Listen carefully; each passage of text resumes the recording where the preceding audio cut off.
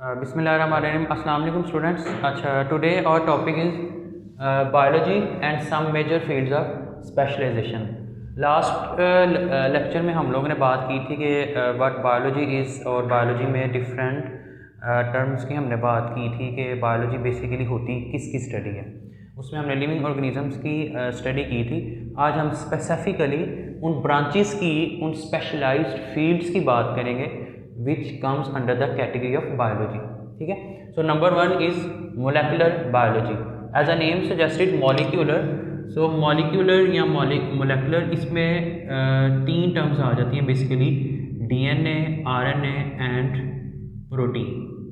So when we talk about structural or functional study or molecular study of that particular organism or subject, तो हम basically उसमें करते हैं कि हम उसके डीएनए की स्ट्रक्चर की बात करते हैं, हम आरएनए की सीक्वेंस की बात करते हैं, हम प्रोटीन जो उसके अमीनो एसिड्स की सीक्वेंस है उनकी बात करते हैं, एंड अल्टीमेटली हम बात करते हैं कि वो न्यूक्लियोटाइड्स या अमीनो एसिड्स का स्ट्रक्चर बेसिकली क्या है। ठीक है।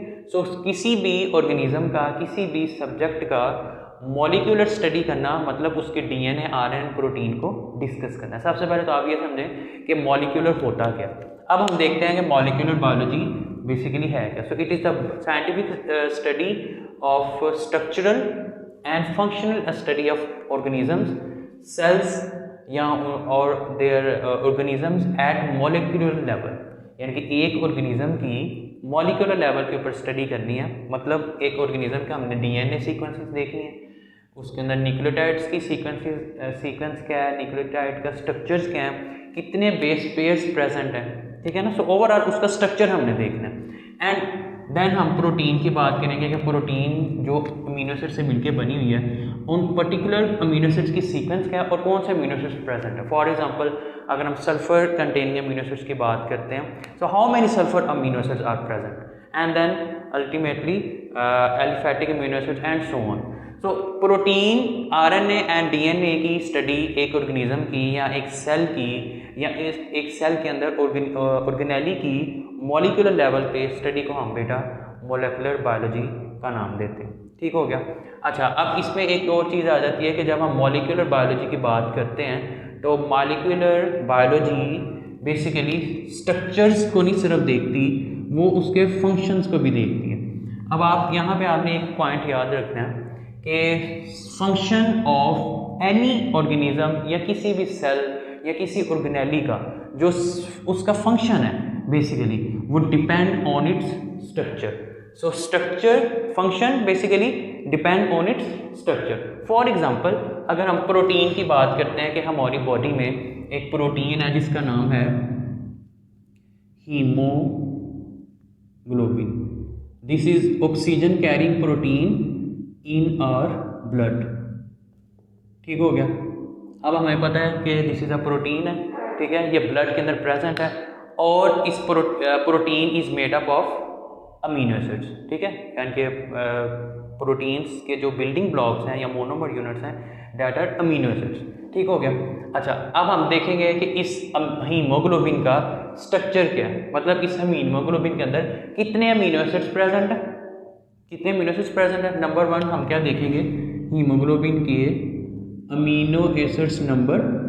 नंबर टू, अमीनो एसिड्स की टाइप्स की भी बात करेंगे कि वो जो अमीनो एसिड्स प्रेजेंट है उनकी टाइप्स क्या है, कौन कौन से अमीनो एसिड्स प्रेजेंट है, सल्फर कंटेनिंग कितने अमीनो एसिड्स प्रेजेंट है, एलिफेटिक, एरोमेटिक अमीनो एसिड्स कितने प्रेजेंट है, एंड देन अल्टीमेटली एरोमेटिक और सोन जितनी भी 20 डिफरेंट अमीनो एसिड्स हमारी बॉडी में प्रेजेंट होते हैं। ठीक है, तो हम उस प्रोटीन के अंदर अमीनो एसिड्स की नंबरिंग की बात करेंगे, कितने अमीनो एसिड्स प्रेजेंट है, and then ultimately amino acids की टाइप्स की बात करेंगे। ये तो हमने बात कर ली उसके स्ट्रक्चर की, उसके स्ट्रक्चर की बात कर ली। और मैंने आपको वेरी स्टार्ट में बताया कि function of any molecule, cell, organelle and organism depend on its structure. अगर हमें स्ट्रक्चर का पता है कि हीमोग्लोबिन के अंदर इतने अमीनो एसिड्स प्रेजेंट हैं और ये वाले अमीनो एसिड्स प्रेजेंट हैं, उनकी ये टाइप्स हैं, सल्फर इतने अमीनो एसिड्स पे प्रेजेंट है और जो सिस्टीन अमीनो एसिड है वो इस नंबर पे प्रेजेंट है। अमीनो एसिड्स के नंबर हमें पता है, सीक्वेंस बेसिकली पता है अमीनो एसिड की सीक्वेंस। उस सीक्वेंस को यूज़ करते हुए हम हीमोग्लोबिन का फंक्शन बता सकते हैं। ठीक है। सो ये एक बहुत डाइवर्स स्टडी है मोलेकुलर बायोलॉजी, जिसमें हम डीएनए सीक्वेंसेस की बात करते हैं। अगर हमें डीएनए सीक्वेंस का नहीं पता तो हम कोई भी प्रोटीन नहीं बना सकते। And then we all know that enzymes are protein in nature, ठीक है। अगर हमने किसी एंजाइम को, हार्मोन्स भी आर प्रोटीन्स, अगर पेप्टाइड्स होते हैं, अगर हमने कोई हार्मोन लैब में बनाना है, हमने कोई एंजाइम लैब में उसको मैन्युफैक्चरिंग करनी है, तो हम सबसे पहले क्या करेंगे, उसका डीएनए सीक्वेंस लेंगे जिससे हमने उस एंजाइम या हार्मोन को बनाना है। तो पहले हम उसका डीएनए सीक्वेंस लेंगे, डीएनए सीक्वेंस से फिर हम उसकी ट्रांसक्रिप्शन करवाएंगे आरएनए, एंड देन हम ट्रांसलेशन करवा के प्रोटीन की सिंथेसिस करवा लेंगे।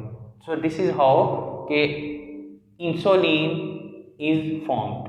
हमने जिस पर्टिकुलर माइक्रो ऑर्गेनिज्म से या को से या जिससे भी हमने इंसुलिन बनानी है, लैब में प्रिपेयर करनी है, तो सबसे पहले हम उसका डीएनए सीक्वेंस लेते हैं। This is insulin manufacturing is also molecular study.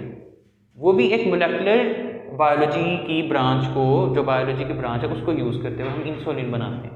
और मोलेकुलर बायोलॉजी का डायरेक्ट लिंक जो है वो बायोटेक्नोलॉजी में भी होता है, उसको हम अभी देखते हैं। सो बेटा स्ट्रक्चरल फंक्शन जो रोल है ऑर्गेनिजम्स का या स्टडी है मोलेकुलर लेवल पे, डीएनए, आरएनए और प्रोटीन की sequence is called molecular biology. उसके बाद हम बात करते हैं environmental biology. As a name suggested, environmental biology study of organisms in relation to their environment. एक ऑर्गेनिज्म का, एक ह्यूमन का अपनी एनवायरनमेंट के साथ क्या रिलेशन है। फॉर एग्जांपल हम बात करते हैं कि ह्यूमंस अपने एनवायरनमेंट के साथ किस तरह से इंटरेक्ट करते हैं। ह्यूमंस का अपनी एनवायरनमेंट के साथ क्या रिलेशन है। अब इसमें डिफरेंट चीज़ें आ जाती हैं। फॉर एग्जांपल अगर हम study of organism in relation to environment, environmental biology की बात करते हैं, उसमें हम देखते हैं कि environment study and environmental study में आ जाता है वाटर का कंटेंट, मॉइस्चर कंटेंट इन्वायरमेंट में कितना है, ठीक है, गैसेस कंटेंट इस इन्वायरमेंट के अंदर, इस हैबिटेट में कौन कौन सी गैसेस प्रेजेंट है, एंड देन अल्टीमेटली हम लोग कंसंट्रेशन ऑफ कंटेंट्स, वाटर है, oxygen, carbon dioxide, different gases हैं ये वाटर, उनकी कंसंट्रेशन कितनी है। तो ये हम उसकी इन्वायरमेंटल स्टडी कर रहे हैं कि इस इन्वायरमेंट में ये चीज़ें प्रेजेंट हैं, ठीक है, और इनका एक ह्यूमन के साथ क्या रिलेशन है। फॉर एग्जांपल वाटर कंटेंट की बात करते हैं तो हम, अगर ड्राई एयर है, मॉइस्चर कम है, लास्ट ईयर में भी इस तरह ये सिचुएशन हुई थी कि इन्वायरमेंट के अंदर मॉइस्चर कंटेंट बहुत ज़्यादा कम, बहुत ही ज़्यादा हद तक कम था, जिसकी वजह से ये नॉस्ट्रिल्स और ईएनटी प्रॉब्लम्स बहुत ज़्यादा हो रही थी अल्टीमेटली। सो अगर हम कंटेंट्स की बात करते हैं कि अगर इन्वायरमेंट के अंदर ऑक्सीजन का लेवल कम है तो नॉर्मल ब्रीथिंग नहीं होगी, ब्रीथिंग प्रॉब्लम्स होंगे, ठीक है। अब ये मैंने अभी एक एक्सपेक्ट की बात की है इन्वायरमेंटल स्टडी में। अगर हम और एस्पेक्ट्स की बात करते हैं, फॉर एग्जांपल इसमें हम देखते हैं कि इन्वायरमेंट में, अब देखें इन्वायरमेंट में प्लांट्स और एनिमल्स भी आ जाते हैं, ठीक है। एनिमल्स का हमारे साथ क्या इंटरेक्शन है, एनिमल्स को हम एज अ फूड के तौर पे यूज़ करते हैं, कुछ एनिमल्स को हम एज अ व्हीकल यूज़ करते हैं, कुछ को ट्रांसपोर्टर के तौर पे यूज़ करते हैं। प्लांट्स की बात करते हैं बेटा, तो प्लांट्स को हम लोग एज अ हैबिटेट भी यूज़ करते हैं। कुछ एरियाज़ में प्लांट्स से हम डिफरेंट जो है वो प्रोडक्ट्स बनाते हैं। प्लांट्स को हम फर्नीचर के तौर पे यूज़ करते हैं, प्लांट्स को कंस्ट्रक्शन में यूज़ करते हैं, प्लांट्स को हम ईटिंग पर्पस के लिए भी यूज़ करते हैं। सो अगर हम गैसेस की कंसंट्रेशन, वाटर की कंसंट्रेशन इन्वायरमेंट के अंदर, प्लांट्स की और एनिमल्स, इन सब इन्वायरमेंट में जो चीज़ें हैं, इन सब की स्टडी हम इन ऑर्गेनिजम्स के साथ करते हैं। दिस इज इन्वायरमेंटल बायोलॉजी कि इन्वायरमेंट में ये सब चीज़ें, फॉर एग्जांपल ये चीज़ें, इनका एक ऑर्गेनिज्म के साथ क्या रिलेशन है। फॉर एग्जांपल मेरा इस इन्वायरमेंट के साथ क्या रिलेशन है। मैं इन्वायरमेंट से ऑक्सीजन को ले रहा हूँ और कार्बन डाइऑक्साइड को एक्सेल कर रहा हूँ, ठीक है। प्लांट्स को मैं एज अ फूड के तौर पे यूज़ कर रहा हूँ, एनिमल्स को भी मैं फूड के तौर पे कुछ को यूज़ कर रहा हूँ, कुछ को मैं ट्रांसपोर्टर के तौर पे यूज़ कर रहा हूँ या करवा रहा हूँ। So this is environmental biology, जिसमें हम इन्वायरमेंट की स्टडी करते हैं अपने ऑर्गेनिजम्स और ह्यूमंस के साथ, ठीक हो गया। उसके बाद है microbiology. As a name suggested, micro means microbes and biology mean study. So microbes की स्टडी को हम लोग बेटा माइक्रोबायोलॉजी का नाम देते हैं। और माइक्रोब्स बेसिकली क्या होते हैं? Micro mean small organism, small objects या स्मॉल ऑर्गेनिजम्स की स्टडी को हम लोग माइक्रोबायोलॉजी का नाम देते हैं। एंड माइक्रोबायोलॉजी बेसिकली उन ऑर्गेनिजम्स की स्टडी है which are not visualizable under naked eye, जिसको हम नॉर्मल आई से विजुअलाइज नहीं कर सकते। उसमें बेटा कौन कौन से आ जाते हैं? Number of viruses are also microbes, bacteria, protozoa, algae and fungi, these all are basically microbes, और इनकी स्टडी को हम लोग माइक्रोबायोलॉजी का नाम देते हैं। फॉर एग्जांपल अगर हम वायरस की बात करते हैं, हमने देखा वायरस की शेप क्या है, वायरस का साइज क्या है, वायरस की मोलेकुलर स्टडी क्या है।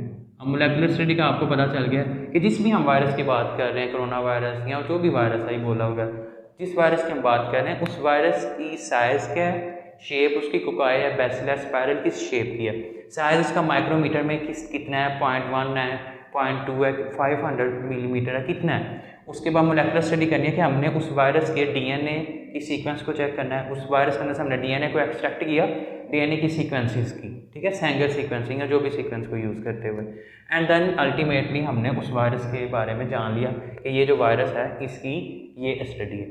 सो वायरसेस की स्टडी अगर हम वेरी ब्रॉडली बात करें ना, तो ये सब इसमें आ जाते हैं, उसकी स्टडी को हम माइक्रोबायोलॉजी का नाम देते हैं। अगर हम सिर्फ वायरसेस की बात करेंगे कि हमने सिर्फ वायरस की बात करनी है स्पेसिफिक फील्ड में रहते हुए, कि हमने माइक्रोब्स के अंदर, माइक्रोबायोलॉजी के अंदर हमने इन सब एग्जाम्पल्स में से सिर्फ और सिर्फ वायरस तक लिमिट रहना है, ठीक है। सो बाकी सब this is are inclusion criteria, और इन सब को हमने एक्सक्लूड कर दिया माइक्रोब्स में। तो वायरसेस की स्टडी को अगर हम नाम दें, दैट इज कॉल्ड वायरोलॉजी, ठीक हो गया। इस तरह बैक्टीरिया की स्टडी को बैक्टीरियोलॉजी का नाम देते हैं। सो अगर हम स्पेसिफिक फील्ड की बात करते हैं तो तब हम उसकी बात करेंगे, otherwise forget about it. Study of microbes को सिंपली हम लोग माइक्रोबायोलॉजी का नाम देते हैं। उसके बाद बेटा आ जाता है fresh water biology. This is the scientific study of organisms in fresh water bodies. Fresh water bodies में आपके पास लैक्स आ जाती हैं, सबसे पहले रिवर्स जिसमें वाटर का फ्लो होता है। अगर एक एरिया में वाटर फ्लो नहीं कर रहा, वो एक ही जगह पे प्रेजेंट है, this is not fresh water body. Fresh water body वो होती है जिसका फ्लो है, प्रॉपर वो फ्लो कर रहा है। सो रिवर्स और लैक्स में अगर ऑर्गेनिजम्स की स्टडी करते हैं, उसमें रिवर्स और लैक्स में फिशेज हैं, organisms, for example octopus, lizards और भी जितने ऑर्गेनिजम्स हैं सो ऑन, उनकी स्टडी को हम लोग फ्रेश वाटर बायोलॉजी का नाम देते हैं। और अगर यही ऑर्गेनिजम्स प्रेजेंट है सीज में या ओशंस में, that are not fresh content, fresh body में वो नहीं आ जाते, और उनकी स्टडी को हम लोग मैरीन बायोलॉजी का नाम देते हैं। So marine biology is the branch of biology which deals with the study of life in seas and oceans. और ये वाले ऑर्गेनिजम्स भी सारे इसमें ही आ जाते हैं। अगर इन ऑर्गेनिजम्स की हम फ्रेश बॉडी में स्टडी कर रहे हैं, रिवर्स और लैक्स में, that come under fresh water biology category. और अगर हम सीज में या ओशंस में बात कर रहे हैं, दैट इज मैरीन बायोलॉजी, ठीक हो गया। उसके बाद है पैरासाइटोलॉजी। पैरासाइटोलॉजी भी नेम से जस्टिस, पैरासाइट्स की स्टडी को हम लोग पैरासाइटोलॉजी का नाम देते हैं। Parasitology basically host parasite relationship is called parasitology, उसकी सेकंड डेफिनेशन है पैरासाइटोलॉजी की। अच्छा, अब पैरासाइट्स में होस्ट पैरासाइट रिलेशनशिप, इसका क्या मतलब हुआ? पैरासाइट्स बेटा हम वो वाले ऑर्गेनिजम्स को कहते हैं that use to other objects for living purposes.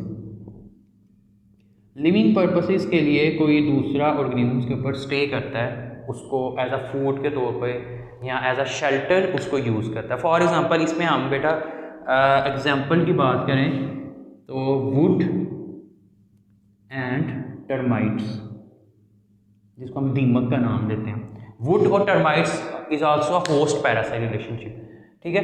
Would जो है वो एक होस्ट है एंड टर्माइट्स इंसेक्ट एक पैरासाइट है। टर्माइट्स वुड के ऊपर जाके स्टे करता है फूड के लिए, लिविंग पर्पसेस के लिए, फूड के लिए और शेल्टर के अंदर, शेल्टर के पर्पस के लिए। वुड के अंदर से वो सेलुलोज को एज अ फूड के तौर पे लेता है और फूड आइटम्स को भी ले रहा है, प्लस शेल्टर भी, उस हैबिटेट को भी यूज़ कर रहा है। वुड के, और अल्टीमेटली वुड को यानी कि जो होस्ट है उसको वो नुकसान भी पहुंचा रहा है। तो अगर हम स्पेसिफिक बात करें तो पैरासाइटोलॉजी में बेटा डिफरेंट टाइप्स आ जाती हैं होस्ट पैरासाइट रिलेशनशिप में, जिसमें हमारे पास सिम्बायोसिस आ जाती है, म्यूचुअलिज्म आ जाती है, जिसमें 2 पार्टनर्स होते हैं। जैसे देखिए इसमें भी 2 पार्टनर्स हैं, वुड एंड टर्माइट्स। कुछ ऐसी भी टाइप्स हैं जिसमें दोनों ऑर्गेनिजम्स हैं, दोनों लिविंग ऑर्गेनिजम्स हैं। देखिए इसमें एक है termites, wood is not a living body, no doubt के उसके अंदर भी flowing xylem water food present है, लेकिन वो एज अ ऑर्गेनिज्म नहीं है, ठीक है। तो कुछ ऐसी भी पैरासाइटोलॉजी में होस्ट पैरासाइट रिलेशनशिप है जिसमें both organisms are living bodies and they interact with the each other for living purposes, host parasite relationship. So this is called parasitology. उसके बाद आता है ह्यूमन बायोलॉजी। ह्यूमंस की स्टडी को, study of man, scientific study of man is called human biology. अब human biology में हम क्या बात करेंगे, इसमें हम ह्यूमंस के स्ट्रक्चर की बात करेंगे, ह्यूमन की हाइट की बात करेंगे, ह्यूमन के वेट की बात करते हैं उसमें, और उसके अलावा structure, height, weight, DNA sequence. देखें हम सबका डीएनए आपस में डिफरेंट है। डीएनए फिंगरप्रिंटिंग के एज अ हम टूल यूज़ करते हैं for identification of different humans, ठीक है। सो मैन की ओवरऑल जो स्टडी है ना, एक मैन को हमने लिया, उसकी स्ट्रक्चर की बात की, उसकी हाइट कितनी है, उसका बीएमआई चेक किया, बीएमआर चेक किया, डीएनए सीक्वेंस चेक की। So this all about human biology, simple. उसके बाद आ जाती है social biology. Social biology basically social interaction of human among each other. So this is scientific study of social behaviour and communal life of humans. एक human का किसी दूसरे human के साथ क्या इंटरेक्शन है, क्या सोशल एक्टिविटीज़ है एक कम्युनिटी के अंदर, उसकी स्टडी को हम लोग सोशल बायोलॉजी का नाम देते हैं। अब मैं बता रहा था कि इसमें सिर्फ सोशल बायोलॉजी में सेम स्पीशीज़ की बात नहीं आ जाती कि ह्यूमंस का ह्यूमन के साथ इंटरेक्शन है, समटाइम एक ह्यूमन का एनिमल के साथ इंटरेक्शन है, कोई उसके पास पेट है, उसके साथ उसका क्या रिलेशनशिप है, that is also come under the category of social biology. तो सोशल बायोलॉजी सिर्फ एक स्पेसिफिक सर्टन सेम स्पीशीज़ में नहीं रहती, ये डिफरेंट स्पीशीज़ में भी सर्वाइव कर सकती है। उसके बाद लास्ट है हम लोगों के पास biotechnology. Biotechnology basically use of living organisms for the service of mankind. इसमें एक बेटा एग्जांपल आ जाती है very famous, that is insulin production. Insulin basically हम लोग बनाते हैं, जिस टेक्निक को यूज़ करते हैं उसको हम नाम देते हैं डीएनए रिकम्बिनेंट टेक्नोलॉजी। उसमें हम माइक्रोब्स को लेते हैं, माइक्रोब्स के डीएनए को हमने यूज़ किया, लिविंग ऑर्गेनिजम्स को हमने, यानी कि फॉर एग्जांपल बैक्टीरिया को हमने यूज़ किया, किसके लिए, मैनकाइंड के लिए, उसकी सर्विस के लिए हमने इंसुलिन बना लिया डायबिटिक पेशेंट्स के लिए। सो लिविंग ऑर्गेनिजम्स को ह्यूमंस की सर्विस के लिए, मैनकाइंड की सर्विस के लिए यूज़ करना है for the purpose of insulin production. This is called biotechnology.